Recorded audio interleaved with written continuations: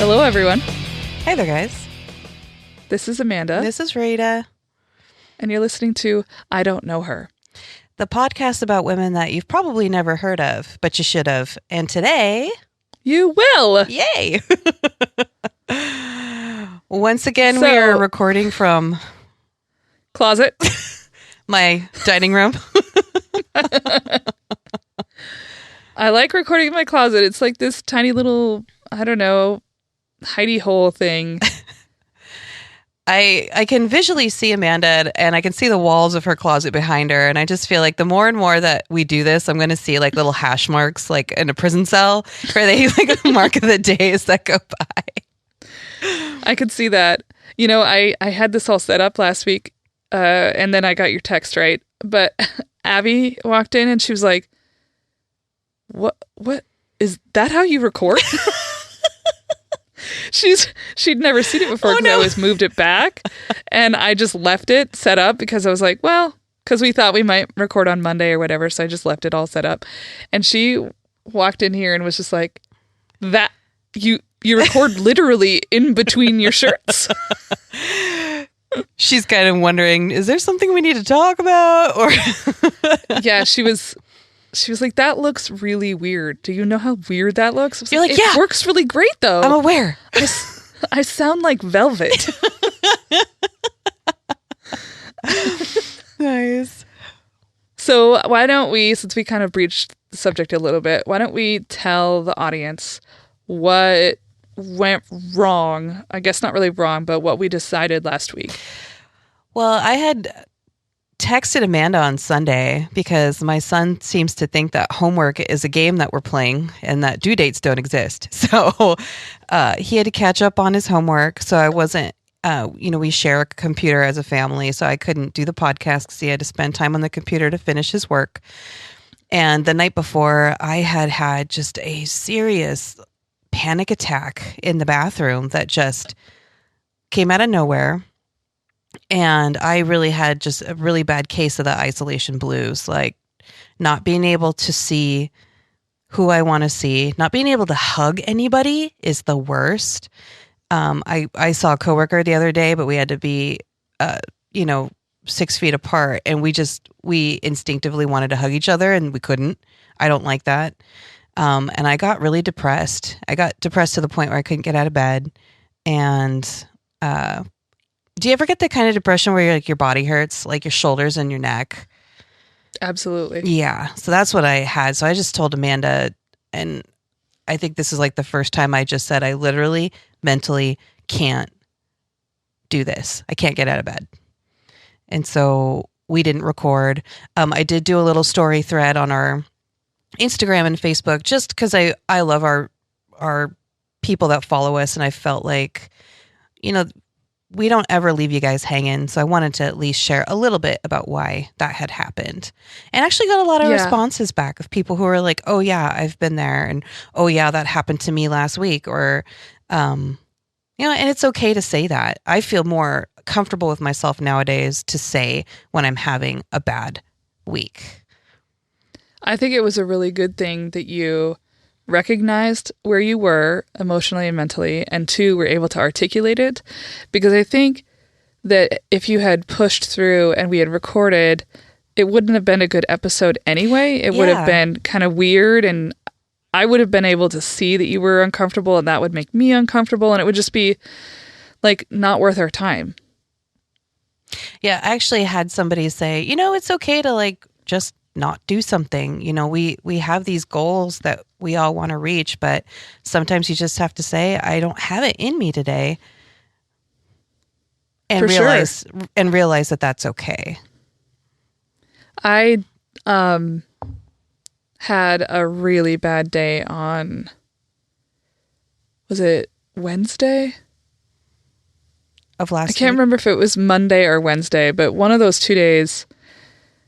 I think it was Monday was my mental health bad day, and then Wednesday I didn't feel well. Oh, no. Or Thursday. Yeah, I had like a really bad sore throat and headache that like woke me up in the middle of the night, couldn't sleep. And I was a little bit worried because the sore throat and headache are like the uncommon symptoms of COVID. And I was like, fuck, No. of anybody who should not get it, it's me. I have Yeah. I've left my house maybe 3 times in 47 days. How are you dealing with being home that much? Because I mean, I still leave the house but I go to work and that's it. I go to work, the grocery store, and home, to work, to home, to the grocery store, to work. That's all I do. It's not great. I'm struggling more now that we're closer to the 50-day mark than I was around the 30-day mark. I've left the house to go for walks and runs and things like that. So at least I'm getting out of the house, but I'm like, prior to this, my wife and I, we go to like have a drink somewhere or have dinner at least 2-3 nights a week. We would go out. So like, this is a drastic difference in lifestyle for us. And that's been pretty hard for me because I'm a pretty social person. When I want to be introverted, I am. But like, I get my like lift up mentally from being able to go out. So that's been really, really difficult.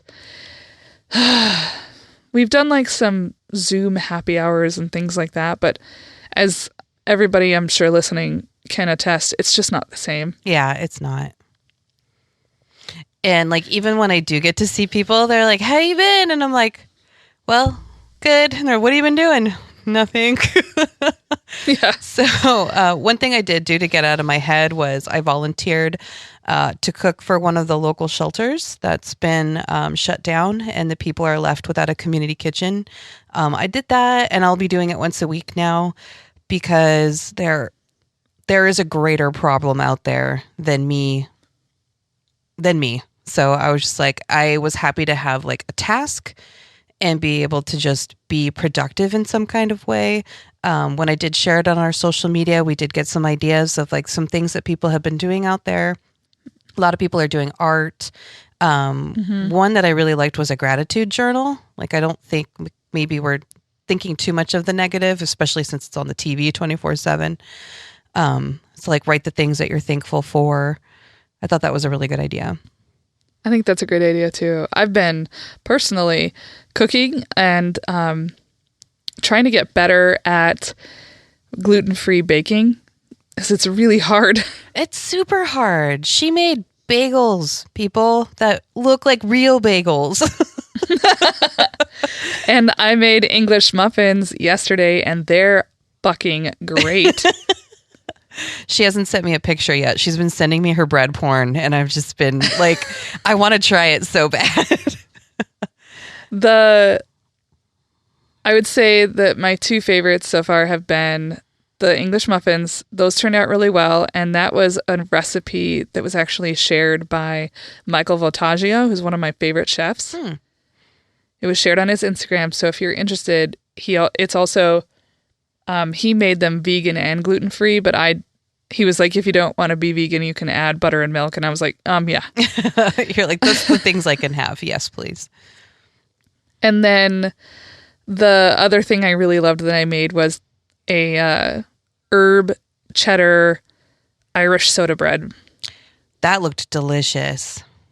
It was really quite good. And we were having zuppa toscana, which is a really great Italian soup.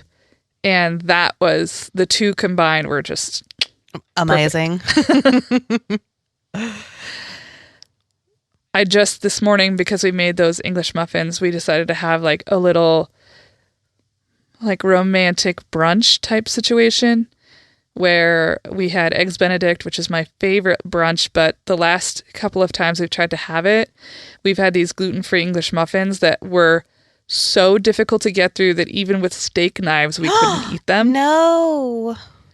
Yeah, so I was like, and they were store-bought, and I was like, I'm going to fucking make my own. Yeah.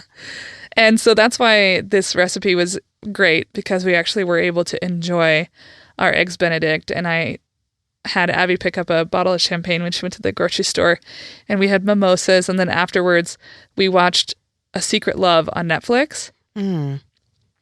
I can't wait to watch that. Yeah, you haven't seen it yet, but I really hope you watch it.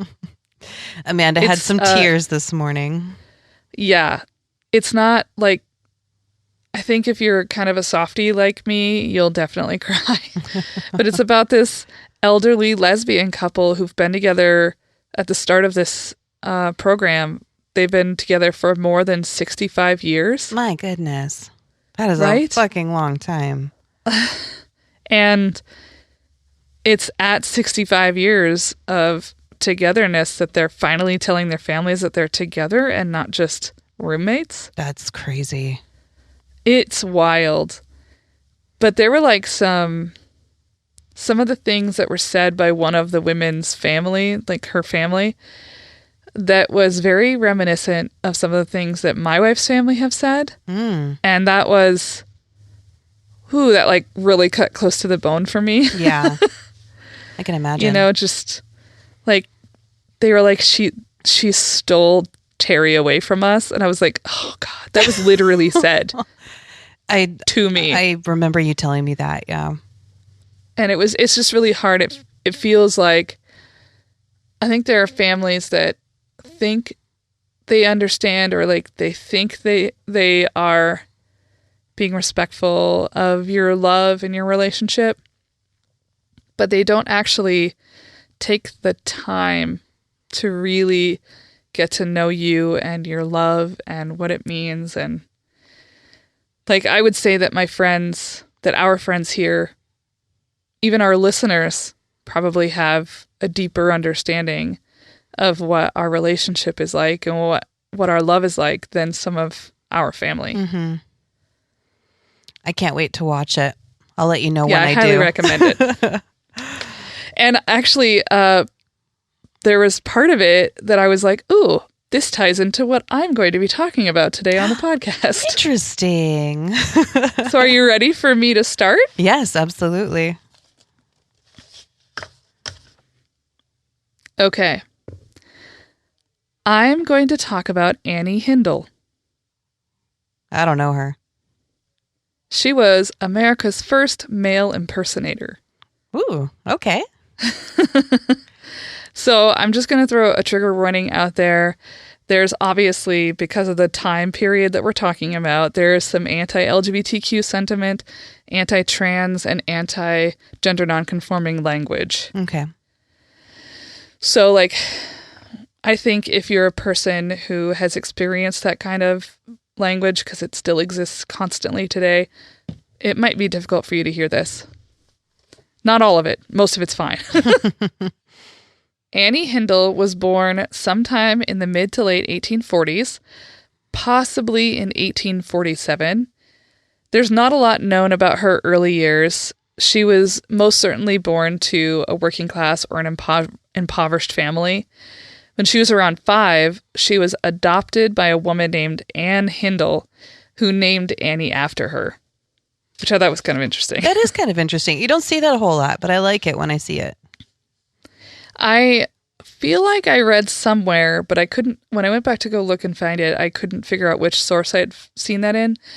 But somewhere, someone said that Anne herself was some kind of performer. But when I searched it, I couldn't find it. But in any case, Anne put Annie on stage when she was only 5 years old. And Annie sang for working class audiences in the Pottery district of Hertfordshire, England. So that's where she grew up, by the way. She was in England. Annie had a beautiful, unique voice from the start. According to the Cincinnati Enquirer, quote, "There was a fearlessness in her manner that tickled her rough audiences, and they made a favorite of her from the very first." I like it. And we're going to talk about the audience in a bit. Okay. Why it's called her rough audience. As she grew up traveling across England, she landed in London and she started expanding her material on stage.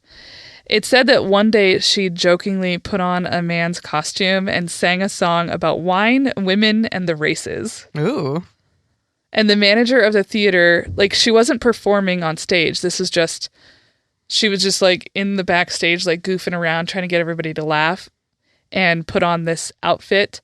And the manager saw her and saw everybody laughing, like all of the other actors and stuff. And he was like, you should do this on stage. This is going to kill. So within a week, she was performing as London's first male impersonator. And Annie was an overnight success.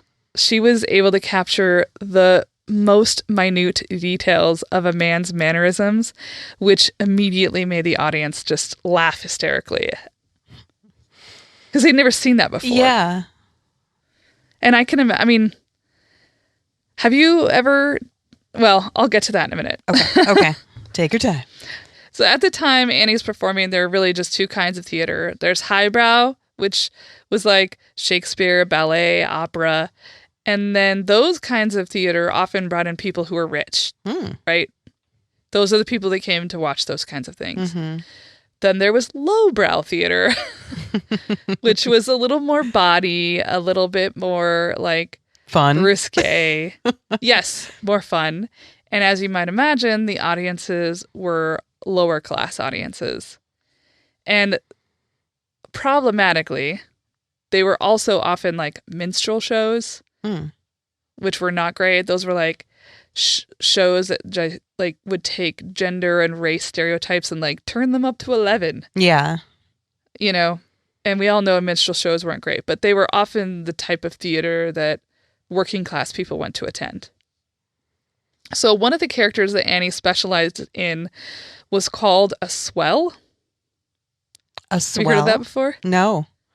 I hadn't either, and I used to know a lot about theater, and I've taught drama for years, and I've never heard of this type of character. So I was like, is this something I missed? I must have. So according to dragkinghistory.com, a swell was a male character based on an upper-class man who could indulge in a range of leisure activities. So basically it was like a rich man. Okay. And often the swell was a person who, like, you were making fun of them for being rich, which was great for lower class audiences who it's kind hated the rich. Yeah, well, it's I totally understand that. It's a way to kind of poke at the ones that have their foot on your neck. It's like the definition of punching up, which is what good comedy always does. Mm-hmm. So she was conscious that the audience that came to see her were mostly working class men. And she connected with them by making her swell characters the butt of the joke. And then that would make the audience of these lower class working class men feel superior in their manhood.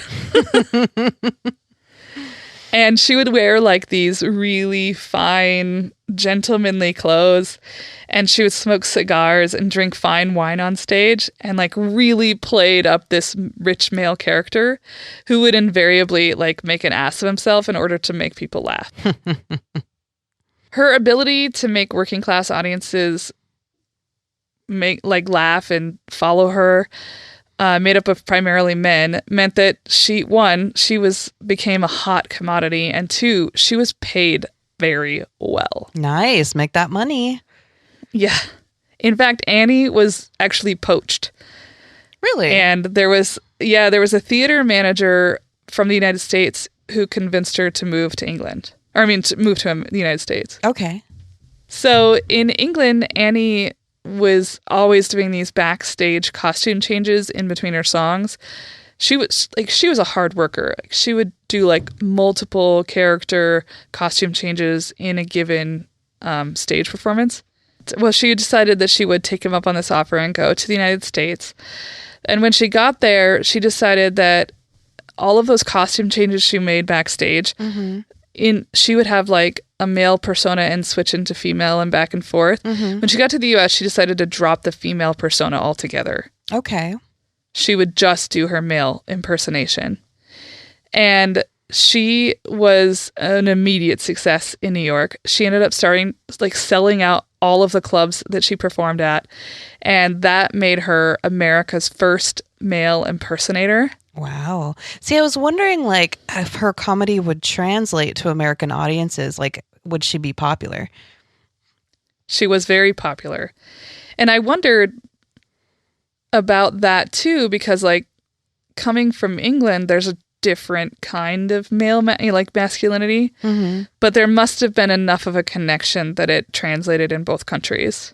So she was selling out theaters and often out-earning her male colleagues. Ooh, I bet that in fact, makes some people mad. Yes. Annie was booked at least one, if not two seasons in advance. And one of my sources stated that she was able to ask $100 to $200 a week. Whoa. In the late 1860s. Jesus. Yeah, it's the 19th century. Yeah, that's really good money. This is where I want Lucas to tell us what $200 a week would have translated to, because that seems like a lot of money for a drag performer to make in a single week. Yeah. $200 a week in 1868 would be $3,891.28 in today's dollars.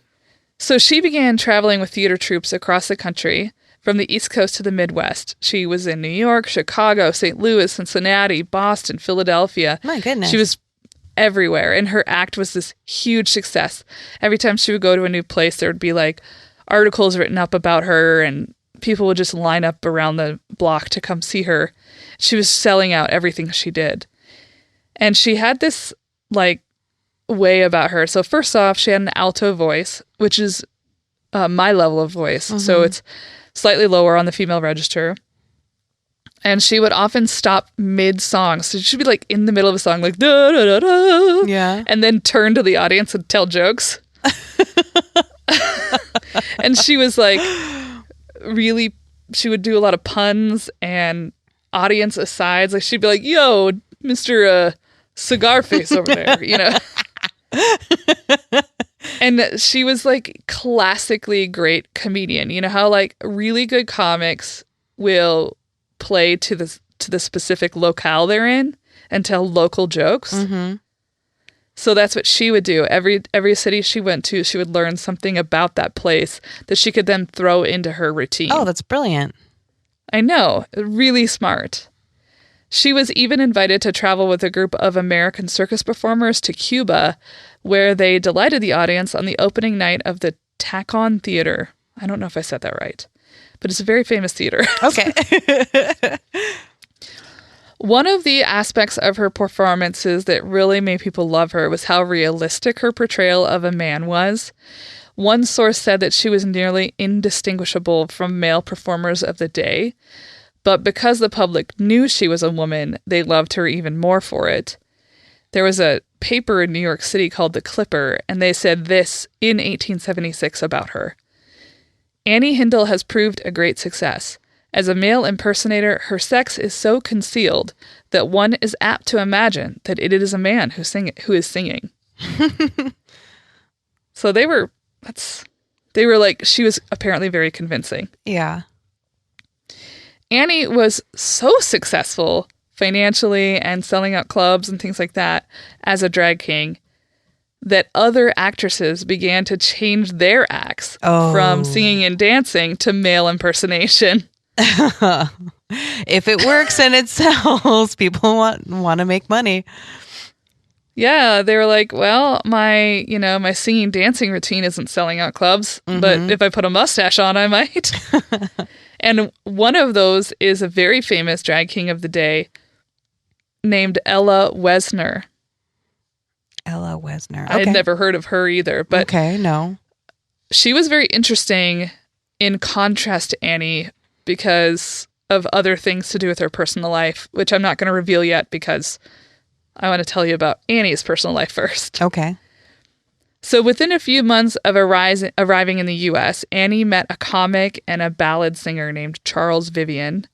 He was pretty famous at the time, and he also was the founder of the Benevolent and Protective Order of the Elks. Okay. which was a theater fraternity at the time. Yeah. But like the Elks Lodge? Yeah, everybody's got an Elks Lodge in their town. Yeah. Yeah. He was one of the founders of that. And that's to this day what he's most famous for.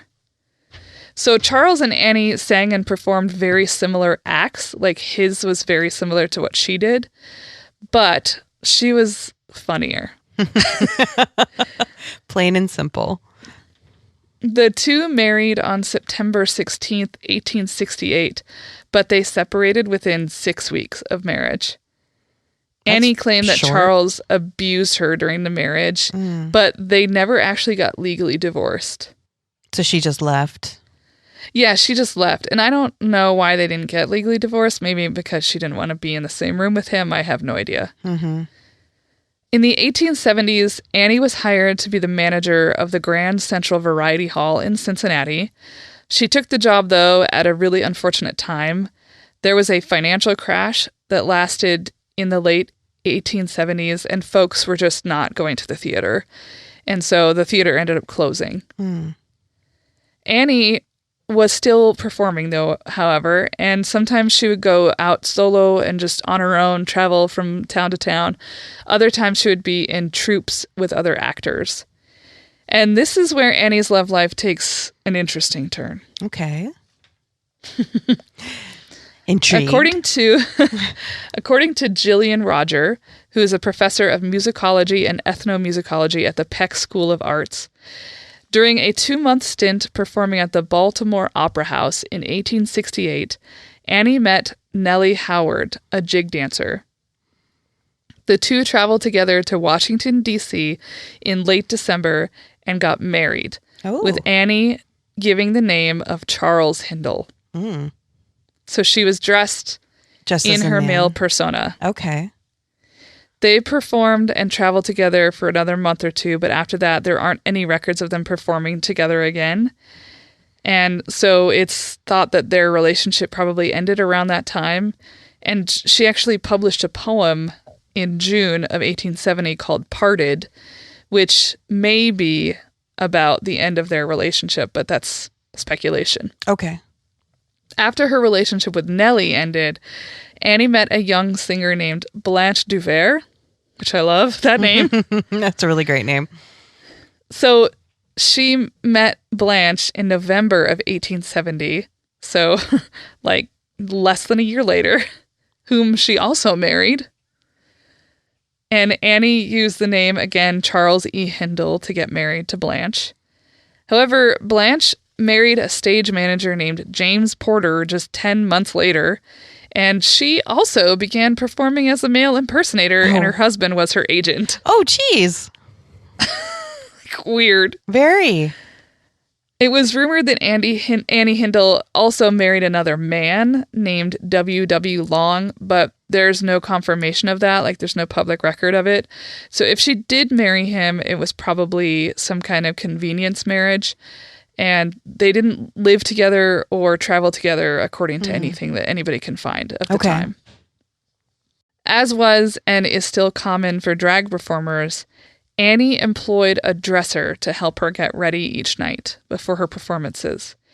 And I personally have experienced being a dresser for drag kings, which was a really fun time of my life. Yeah.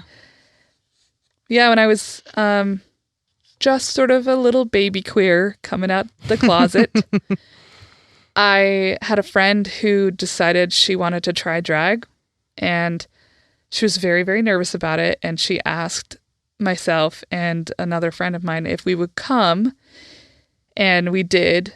And we went backstage and actually like helped her bind and helped make her facial hair and things like that. And it was really a cool experience for somebody newly out of the closet. Yeah. To be in a room full of drag performers who are, stuffing pads down their tights and, putting fake mustaches on. It was really great.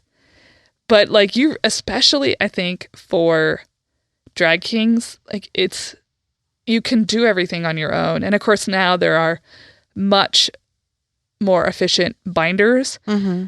But at the time, we were using fucking Ace bandages. Oh my gosh. And we had to like we had to like really rap the shit out of her, to make her flat chested. And it was just an experience that I had. And I thought of that this whole time when I was doing this research. So this dresser she had was a young woman named Annie Ryan. And the two fell in love, and one night after a performance in Grand Rapids, Michigan, in June of 1886, the two of them decided to marry. So obviously Annie and Annie, Yeah. they knew that each other were female, right? Like there was no like, she didn't like try to bamboozle her or something. There's a lot of suspicion around gender nonconforming people, drag personas, people who are trans, non-binary, and things like that they're like deceptive or something. Yeah. And I just want to dispel that altogether. Like that's not true or accurate. Most people, I would say 99.9% of the time, know who they're jumping into bed with. Yeah. So Annie and Annie decide to get married. Of course, it's not legal for two women to get married. So Annie Hindle went as Charles Hindle, and they asked a fellow performer, a man named Gilbert Cerrone, who was a drag queen, to be her best man. I love it. Annie was dressed as a man and gave the name Charles Edward Hindle to a Baptist minister named Reverend Dr. E. H. Brooks, and he married the two women in a ceremony that night. The marriage was unlike the other marriages she had. This one was because it was in a smaller town in Michigan, which is a more conservative place. This was quickly discovered by the press and immediately became a scandal. Oh, no. So this is where, if you're listening and you're like starting to get a little uncomfortable, this would be the spot, because I'm gonna read actually some stuff that was said about her in the paper at the time. Okay. So questions of Annie's sex were all anyone could talk about. Now, I want to just frame this discussion in a couple of different ways. One is that Rita and I are both perfectly aware that sex and gender are not the same thing, and that there's a lot of different genders and gender presentations, and that we understand that we're not living in a binary. Just want to make that clear, that this is in reference to the time period that we're talking about.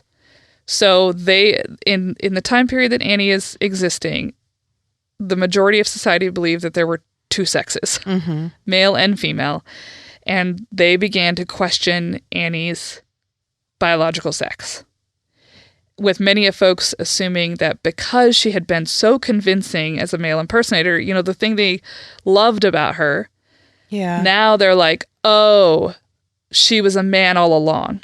Okay. So I'm going to read a section of the article on Annie's marriage from a Chicago paper called The Inter-Ocean. Annie Hindle, the great and only Hindle, as her 3-sheet posters style her, is well known in Chicago, and has filled numerous engagements in the local variety theaters, always drawing big salary and being given a prominent voice on the bills. She, he, or it has always dressed in female attire off the stage, though her dress was always of that style affected by young women who wished to appear masculine. Okay. Of late, however, she was dressed more in consonance with her supposed sex, wearing a jaunty hat with feathers and ribbons instead of a rakish-looking derby, and covering her features with a veil. Like the she, he, or it.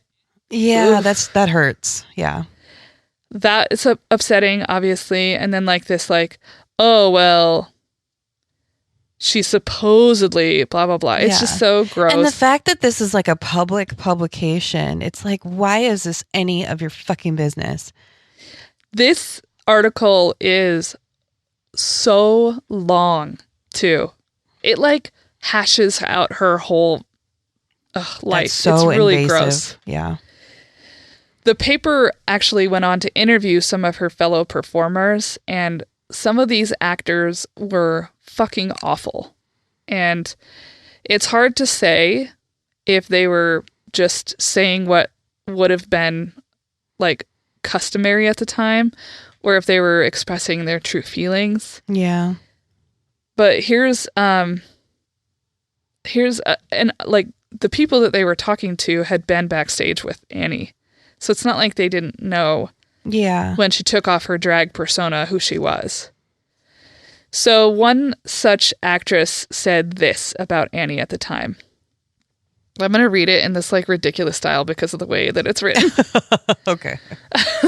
One actress said this: "Gracious goodness and 5 hands round! That horrid thing has been dressing in the same room with us girls. Well, if he, ever comes here again, he'll not come in our room again." Oh, jeez.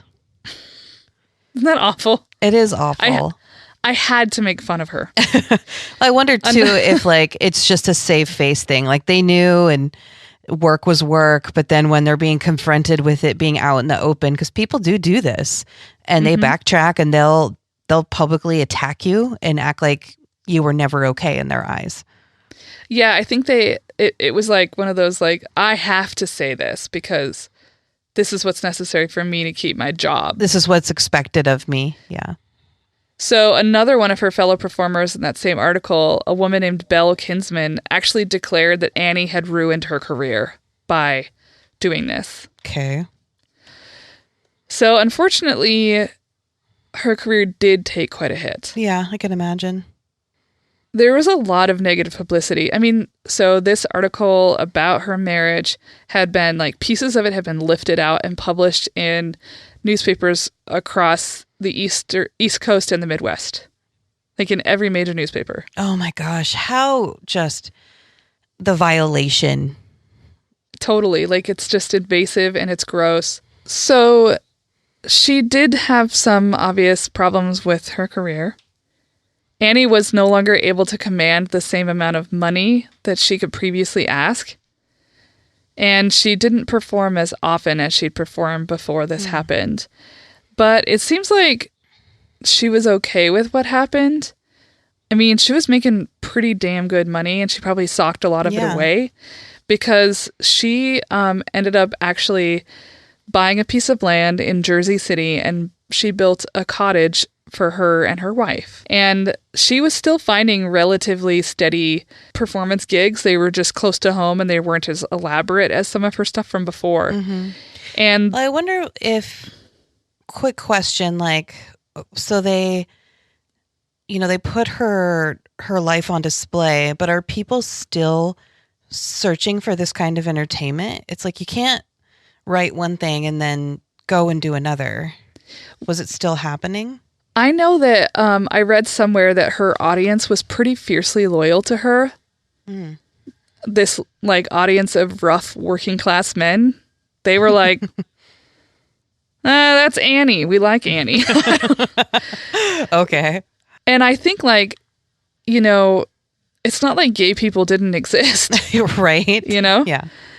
And they maybe used going to her performances as kind of like an escape, but it was still socially acceptable.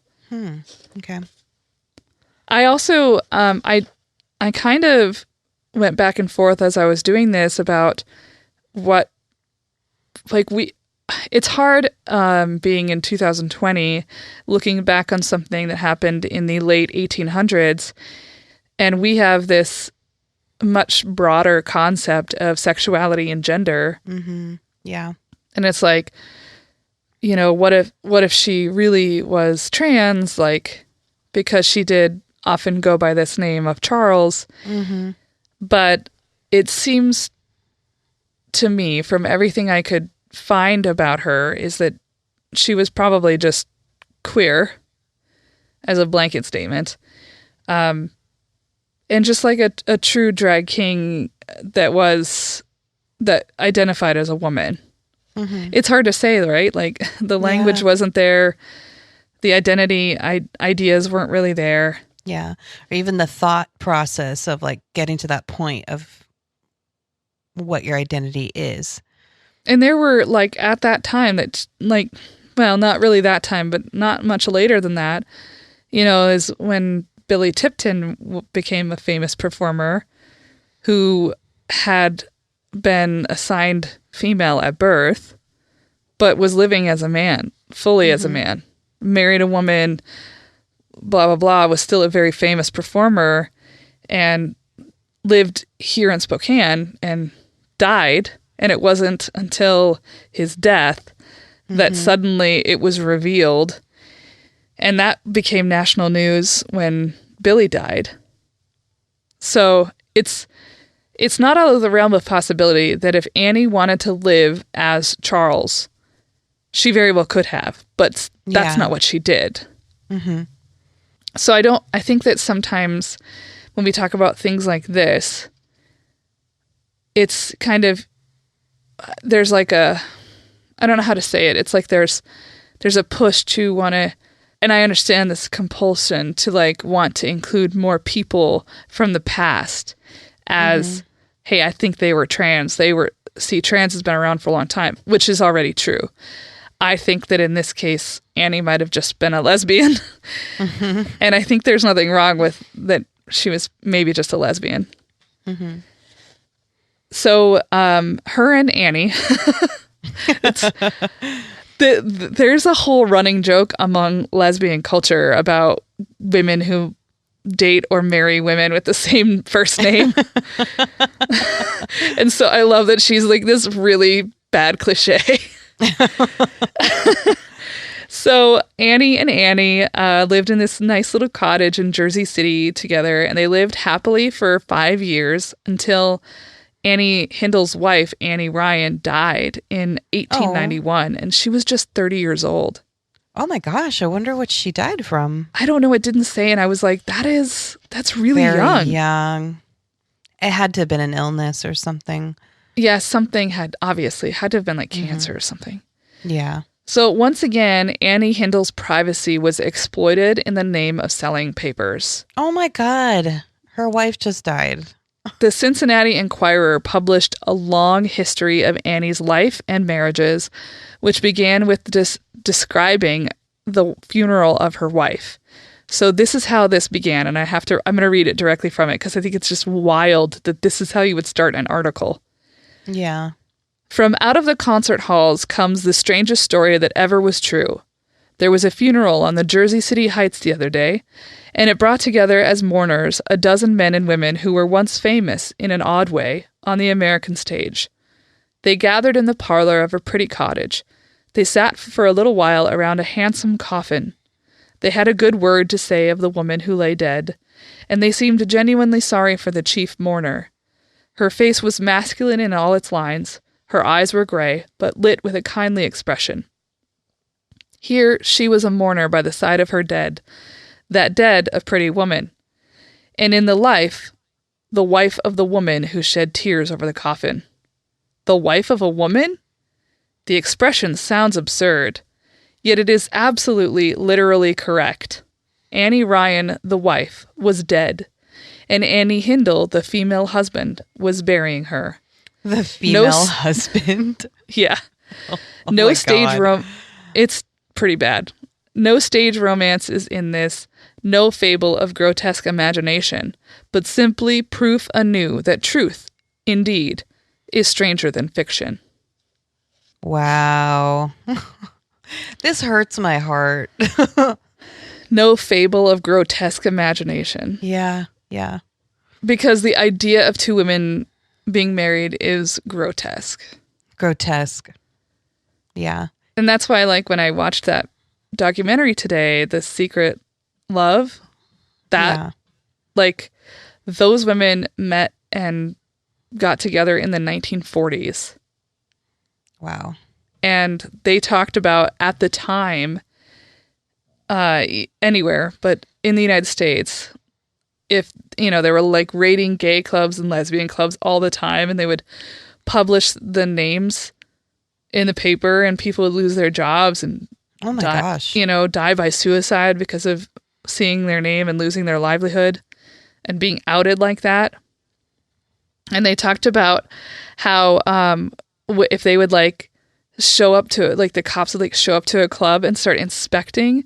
And, like, there was some weird rule where, like, women had to have at least 3 garments on that were meant for women in order to not get arrested. Ugh. Isn't that disgusting? That is disgusting. So if that's how it was in the 1940s, imagine what it was like in the 1880s for these women. Yeah. Mm-hmm. So after her wife's death, Annie sold their home in New Jersey and went on tour again. And while on tour, she met a woman named Louise Spangle. The two married on June 26, 1892 in Troy, New Jersey, with Annie once again giving the name Charles Hindle to the Baptist minister.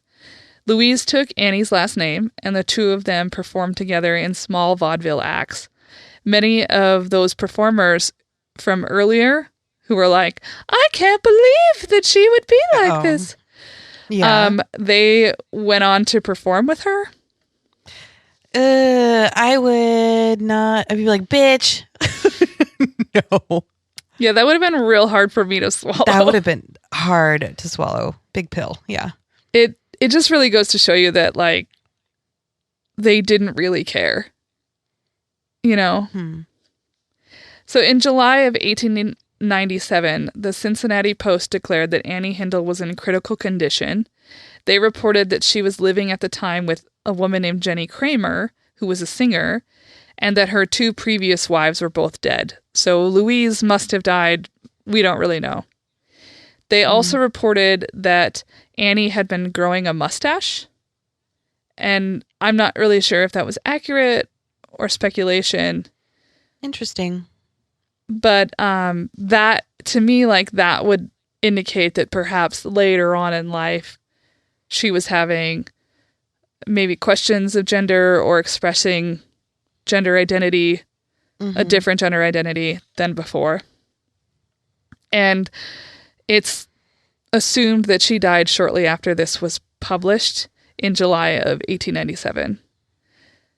But Annie Hindle's career spanned more than 40 years. Wow. And she broke ground as the first male impersonator in both England and the United States. She was a gender nonconforming person with a flair for style and clearly had a way with women. And I Sounds think, like quite the personality. yeah, to me, she's an icon and a trailblazer in queer history, and somebody I had never heard of before and really found a lot of joy in researching. Yeah.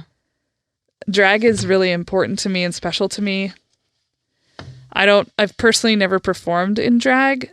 I'm not opposed to it. It's just that I have huge breasts and it's very hard to like. We would have to tape them to your armpits. Yeah. Yeah, that's the, like, what is, like, the female version of tucking. We would have to come up with a name for it. Yeah. You know what's funny about this conversation we're having right now is that I have not talked to you about this at all. But I've been doing a lot of thinking, soul searching for quite some time now. And I am non-binary. Ooh. Yeah.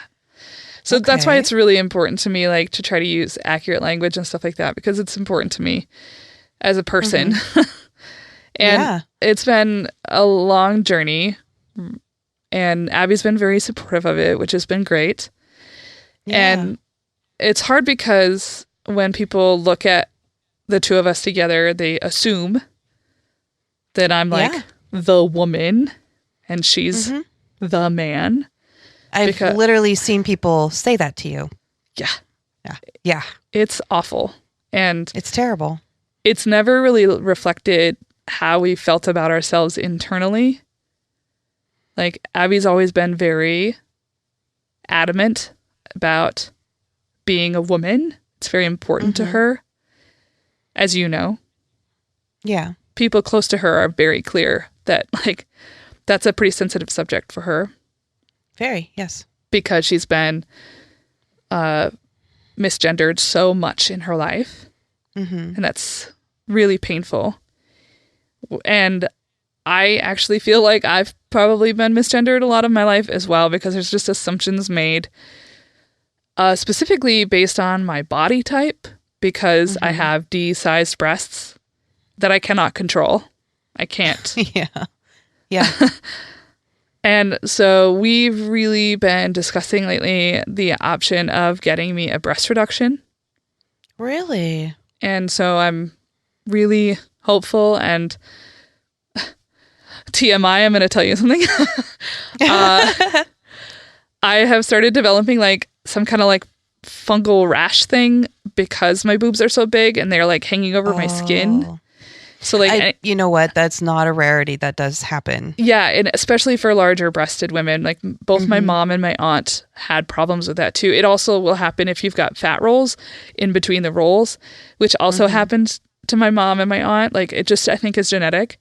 And my aunt ended up having a breast reduction a few years ago.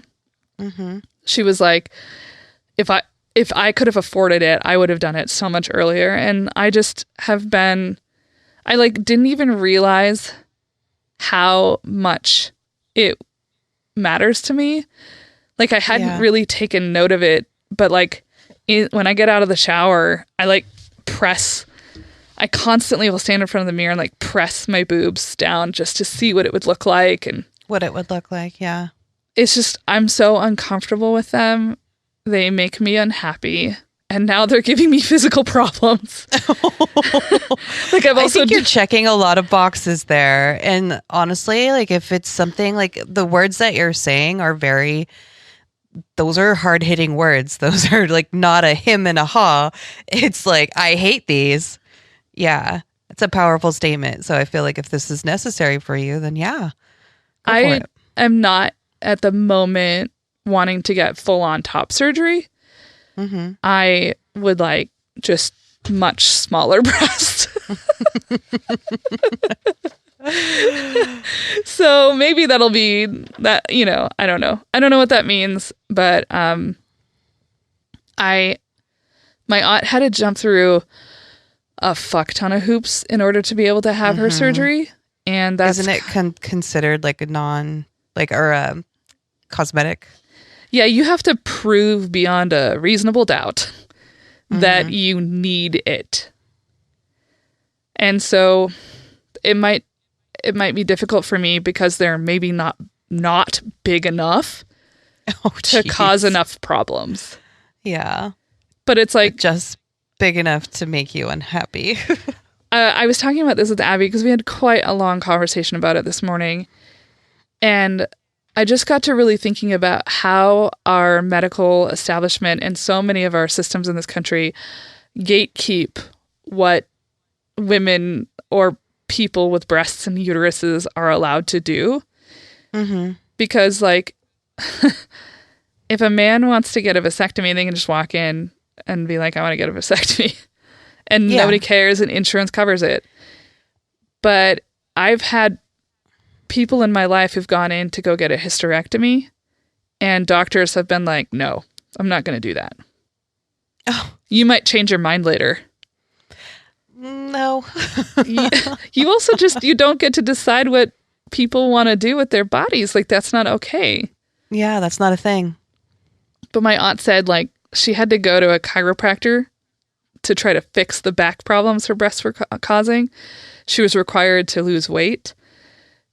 She was required to like undergo all of these health studies. She had to wait a certain amount of time. She had to like talk to a therapist. Like it was like, my goodness, in order to get a needed surgery to help her with physical problems. So I think it'll be even a bigger hoop for me because I would say that the physical problems are nowhere near where they would need to be in order to justify it. But I'm kind of hoping, because we live in the state of Washington, which is a lot more liberal. Yeah. That perhaps like the actual mental and emotional costs are enough. Yeah. That it could be medically justified. Yeah. Definitely have to look for the right doctor too that would understand that. Yeah. My aunt, I asked my aunt like how much it cost her. Like And she was like, mine was completely covered. Oh, okay. Which is great because it was so medically necessary. But she said that when she got the bill and like saw the itemized thing, she thought it was like $37,000. Jesus. Yeah. Yikes. So it's not something I'd be able to do on my own. No. Nope. Well, thank you for being supportive and listening to that. I've been like wanting to talk to you about it for a really long time, and it's just been like, how do I talk about it? Yeah. You know, it's just something that's really hard for me to talk about, honestly. There's been a lot of things that we've discovered together as friends about ourselves, and it's scary that even like the ideas are still changing even as we're getting older, quote unquote. We're adults now. Yeah, I guess we're supposed to know who we are. Like, what? Yeah, no, it's a fallacy. It keeps changing. It keeps changing. Well, before we switch to your lady, I do have to tell you where I got my information from. Okay. I got my information from the Queer Encyclopedia of Music, Dance, and Musical Theater by Claude J. Summers. The Wondrous Life of America's First Male Impersonator by Jillian Roger for whatitmeanstobeamerican.org, which is a national conversation hosted by the Smithsonian and Arizona State University about identities, which is cool. Mm. There was an entry on Annie Hindle on dragkinghistory.com, queermusicheritage.com, which had scanned copies of all of those original articles that I quoted. Oh, wow. The GLBTQ Archive, and Wikipedia. Fascinating. Very cool. I never heard of her. I hadn't either, and I loved her. And maybe Annie was a they. Maybe Annie was he. We'll never know. Mm-hmm. Well, my lady is way different than your lady. Today I'm going to talk about Elizabeth Timothy. Elizabeth Timothy.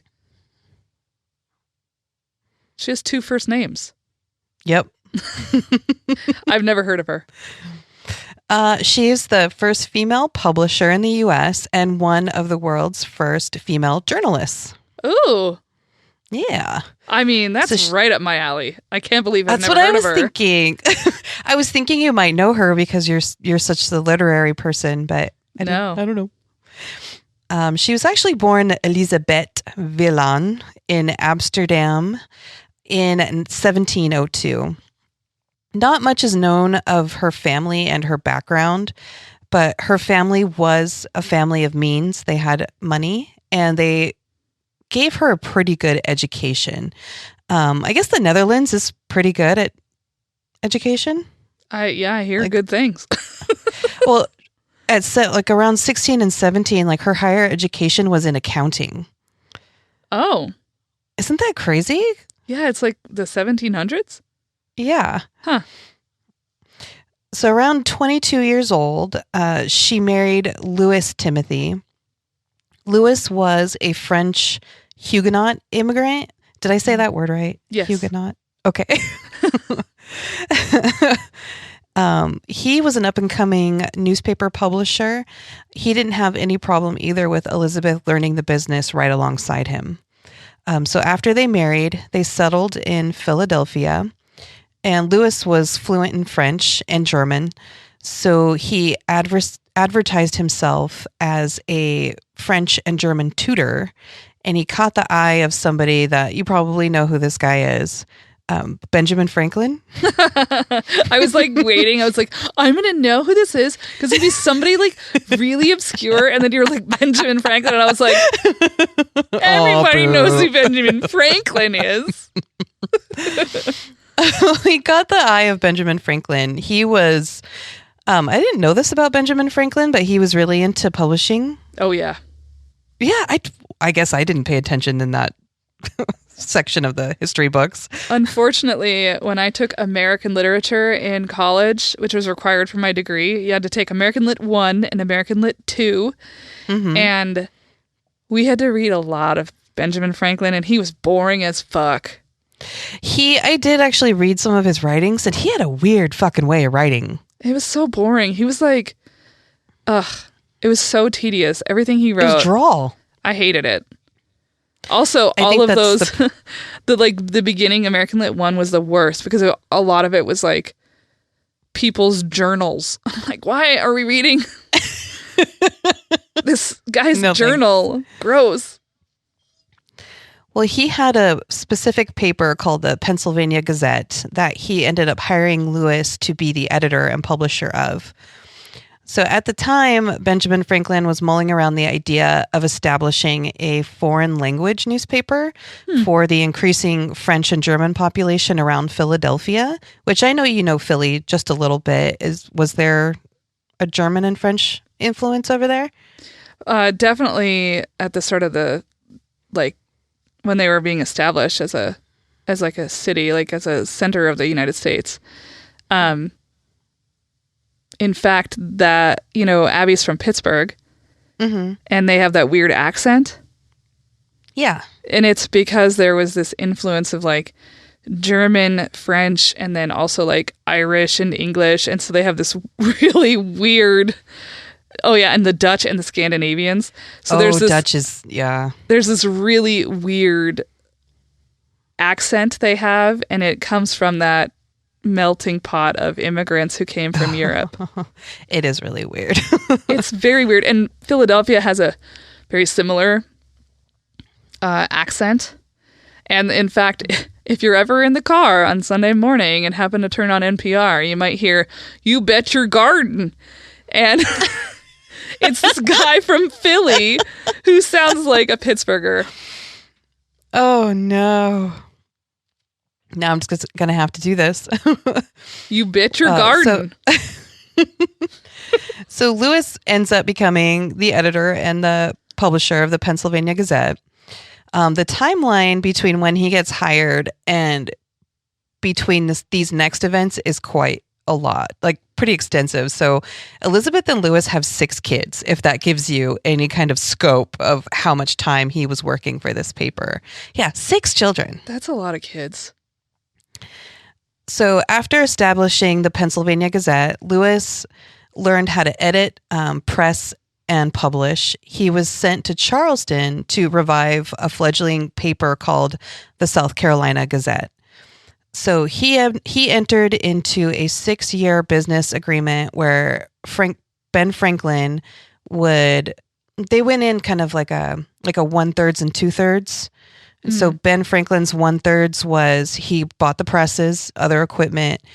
He would pay 1/3 of the expenses, and then 2/3 was going to be Lewis's. He would run the paper, he would write, he would press it, and kind of do the day-to-day stuff. So Benjamin Franklin was kind of an investor. So he moves to Charleston in 1734. He leaves Elizabeth alone with the 6 kids, which I thought was kind of bullshit. I was like, of course he did. So a few years after moving to Charleston, Elizabeth joins her husband, and he ends up, like, shortly after she moves there, he dies. Of what? He had yellow fever. Oh. Which I'm not too sure what yellow fever was. It was just like a contagious, almost like a flu type situation. It was a virus it was actually pretty treatable, but they didn't figure out how to for quite some time. Killed a lot of children. Oof. Well, her husband passes away, and so Benjamin Franklin still has this contract that he had with her husband that passes on to her firstborn, because that's what it was written in their will, or her husband's will. Her son, though, is only 13 years old. Yeah. Like, he's a child. Exactly. So Elizabeth insists that the contract still be honored all the way through. She ended up going into the business and apprenticing and entered into a partnership with Ben Franklin. So she was able to carry on her husband's work, and she told a little bit of a lie. She put the business in her son Peter's name, And so on all of the statements, on all of the publishing, on all of the works, it said Peter Timothy, but nobody knew that this was a 13-year-old boy. And that it was really being done by Elizabeth. Yes. So Elizabeth began to publish the weekly issue of the South Carolina Gazette on January 4th, 1739. Quickly, she not only learned how to press, she learned how to publish, she learned how to edit. She was also very good at writing.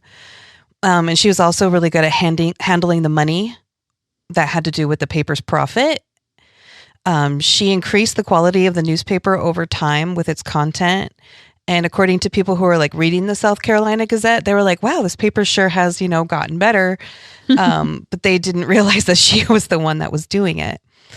She mixed up the layout with dramas. She added poetry. She added literary classics to it, which had never been included before. She did like a series where she would do like 2 pages of a book, and then she would include the next 2 pages. And so it would keep people coming back and buying the paper. Yeah, that's how Charles Dickens wrote. That's how he got paid. He was like a serial novelist. So he would publish 10 pages at a time, which is also why he got paid by the word, so he was really wordy. He was like, he would make like the one sentence would have like 30 words in it. Oh my gosh. Padding those letters. Yeah, I mean, if you got paid by the word, why not add more words? Why not? She even decided to print European news from London, Paris, and Constantinople. That's she felt awesome. She felt like it was really important to have a broad-based information available to people, especially people who are immigrants like herself and her husband. She also added an advertisement section.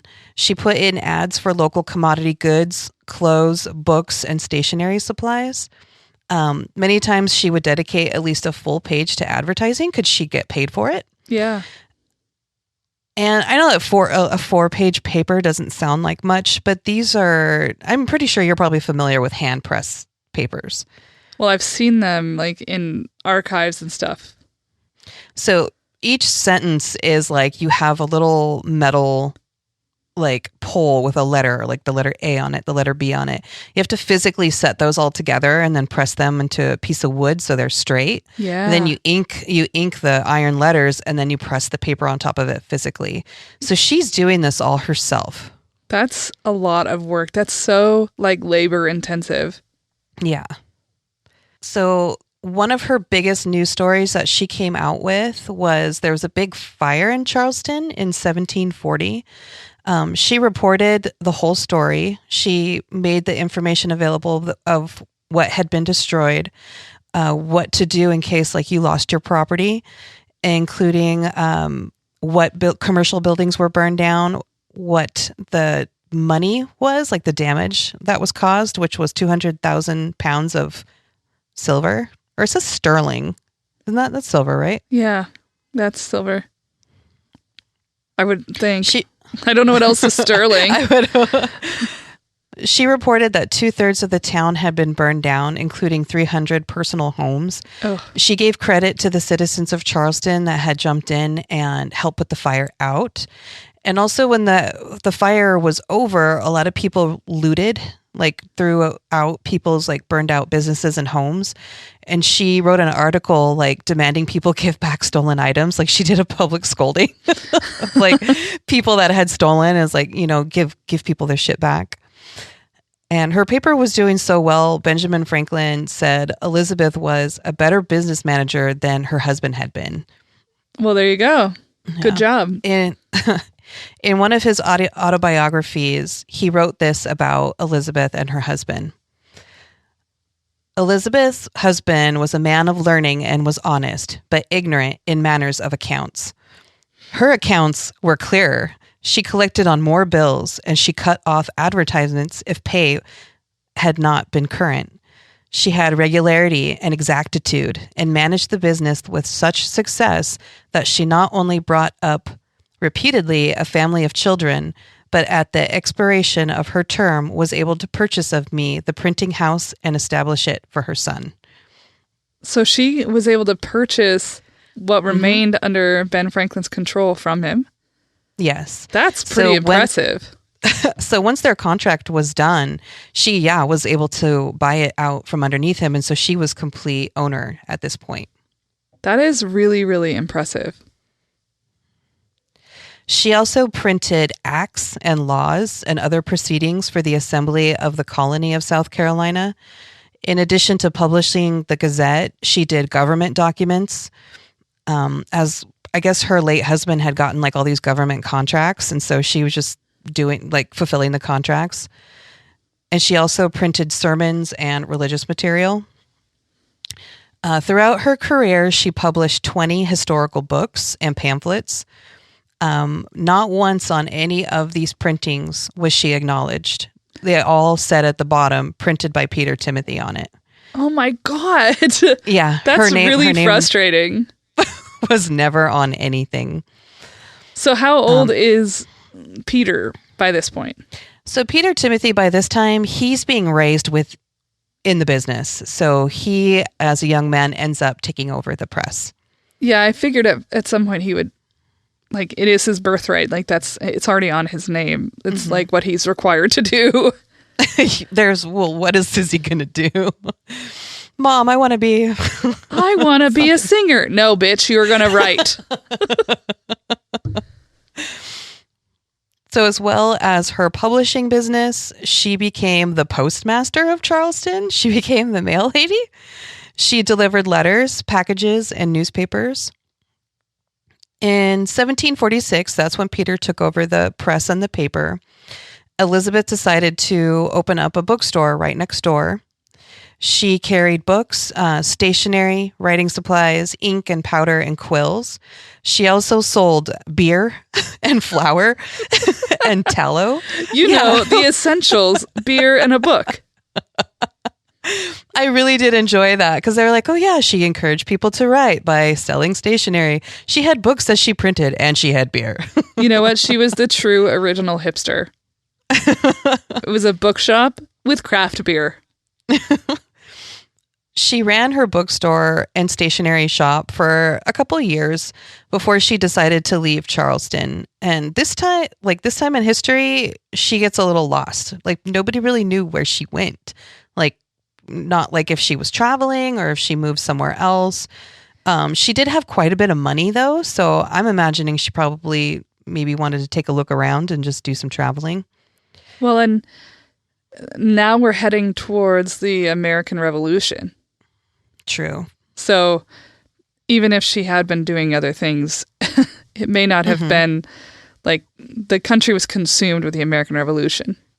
True. Her press continued to run. She did return to Charleston in 1756. She wrote out her will, leaving her possessions to some of her children. In her will, she owned 3 houses. Wow, she really was good with money. And so she split up her assets, allotting like different parts of it for her children. And she died within that month of writing her will. So I think she knew that she was needing to establish what she was going to leave her children. She was only 54 years old. Jesus, people died so young then. They did. Her press continued to run till her death. Peter was running it. And this is kind of a full circle thing.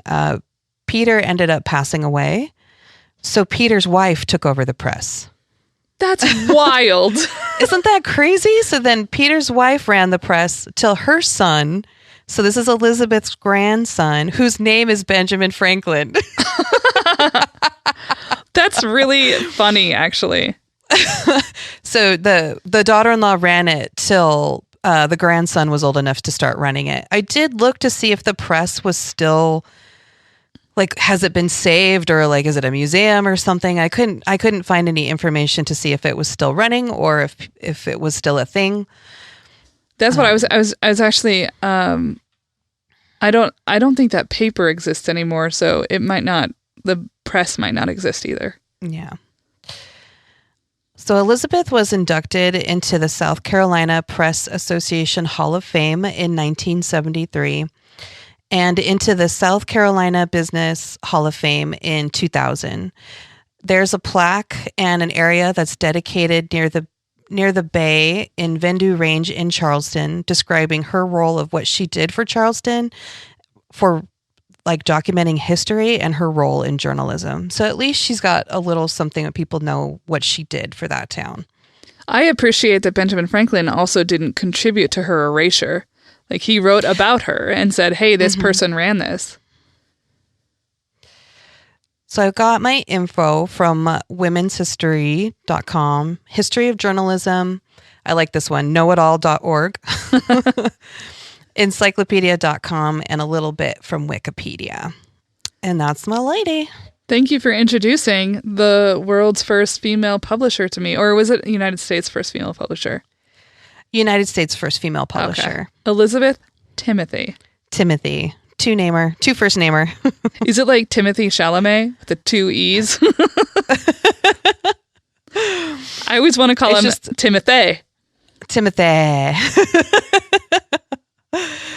Yeah, I was really fascinated by, I love like the old school printing, and that's actually becoming kind of there's a resurgence of that type of printing coming back. There's a local printing shop here in Spokane that's doing hand printing like that. Oh, is that it's a Millwood. Yes, Millwood Printing. Yes. I love the stuff they make. It's really neat. Well, this was a fun one today. I actually quite enjoyed it. It was a little long, but makes up for lost time for last week. It does. We're spending some extra time with each other. Yeah. Also, let's do a little shout out to Eastsiders Magazine. Yes, Eastsiders Magazine. If you go to their Instagram, you can hit their pre-sale button. Pre-sale is live right now. Yes. And so if you buy the issue, you can get a digital version or you can get a printed version mailed to you. And just FYI, Eastsiders is a new publication that is highlighting LGBTQ, people of color, writers, artists, and so on and so forth. Their May issue, I believe, is about creators, which is like artists and whatnot. And so they actually offered us a free advertising space in their first issue. And so we took them up on that offer. So I think it's just a great idea that they're supporting creators like us who are queer and women of color and that community itself. And then their June issue is going to be their Pride issue. So I'm hoping to try to maybe sneak an article in there. Very cool. And also I wanted to mention our amazing Jennifer Finch. She's celebrating 30 years addiction free. Yeah, 30 years of sobriety. That's really amazing. Mm-hmm. And that's, again, lovely Jennifer Finch, who wrote our theme music for L7 on the album Hungry for Stink, which you should download tomorrow or today. Or today. And we also want to thank Lucas McIntyre, our lovely and patient editor. You've got some work on this one. He had his work cut out for him on this episode. Yeah, he did. We were a little goofy. But hey, we did it. We did it. Thank you, everybody, for listening and for being supportive of us through this time. And we hope that we give you some support as well. All right, guys. Till next time. Bye-bye.